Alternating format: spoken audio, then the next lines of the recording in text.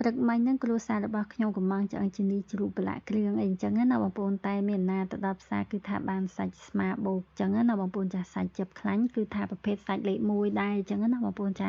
សាច់នេះគឺថាយើងប្រឡាក់ចៀនឬក៏អាំងគឺឆ្ងាញ់មែនទែនបងប្អូនដោយសារតែវាមានជាតិជិបខ្លាញ់អីអញ្ចឹងណាបងប្អូនចាអញ្ចឹងយកមកដល់លាងសម្អាតហើយទៅហាន់ជាចំណិតស្ដើងដូចនៅក្នុងវីដេអូអញ្ចឹងណាបងប្អូនចាដើម្បីប្រឡាក់គ្រឿងតែម្ដងតបងប្អូនចាចំណែកគ្រឿងសម្រាប់ខ្ញុំប្រឡាក់ថ្ងៃនេះអត់មានអីទេបងប្អូនចារំដេងស្លឹកក្រូចសើចគល់លើក្រេខ្ទឹមសខ្ទឹមក្រហមនិងម្ទេសអញ្ចឹងណាបងប្អូនចាបន្ទាប់ពីហាន់គ្រឿងរួចរាល់ហើយខ្ញុំក៏បានយកគ្រឿងនេះយកទៅដាក់បុកតែម្ដងតបងប្អូនចាហើយទៅមានបន្ថែមអំបិលអីអញ្ចឹងណាបងប្អូនចាលៃលោកបរិមាណតាមសាច់យើងអីអញ្ចឹងតបងប្អូនចាអញ្ចឹងបន្ទាប់ពីបុកគ្រឿងម៉ត់បន្តិចហើយខ្ញុំក៏ចាប់ផ្ដើមយកគ្រឿងហ្នឹងទៅប្រឡាក់ជាមួយសាច់តែម្ដងតបងប្អូនចាហើយថែមដូចជាម្ទេសក្រហមទឹកដោះគោខាប់ហើយនិងស្ករត្នោតអញ្ចឹងណាបងប្អូនចាហើយទឹកប្រេងខ្យងចុងក្រោយគេនោះគឺប៊ីចេងនឹងឯងបងប្អូនចាអញ្ចឹងបន្ទាប់ពីដាក់គ្រឿងផ្សំទាំងប៉ុន្មានមុខនេះចូលគ្នារួចអស់ហើយ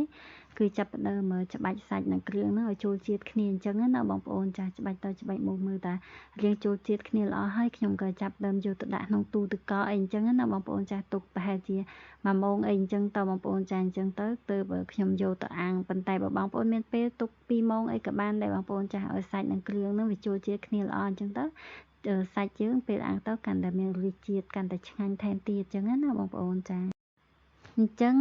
សាច់ជ្រូកប្រឡាក់គ្រឿងអាំងរបស់ខ្ញុំថ្ងៃនេះគឺឆ្អិនរួចរាល់ហើយបងប្អូនចំណែករសជាតិគឺថាឆ្ងាញ់តែម្ដងបងប្អូនចាអរគុណច្រើនបងប្អូនសម្រាប់ការស្រឡាញ់ចូលចិត្តសូមជួយចុច like share follow ម្នាក់មួយដើម្បីទទួលបានវីដេអូថ្មីក្រោយៗទៀតអរគុណច្រើនបាយបាយ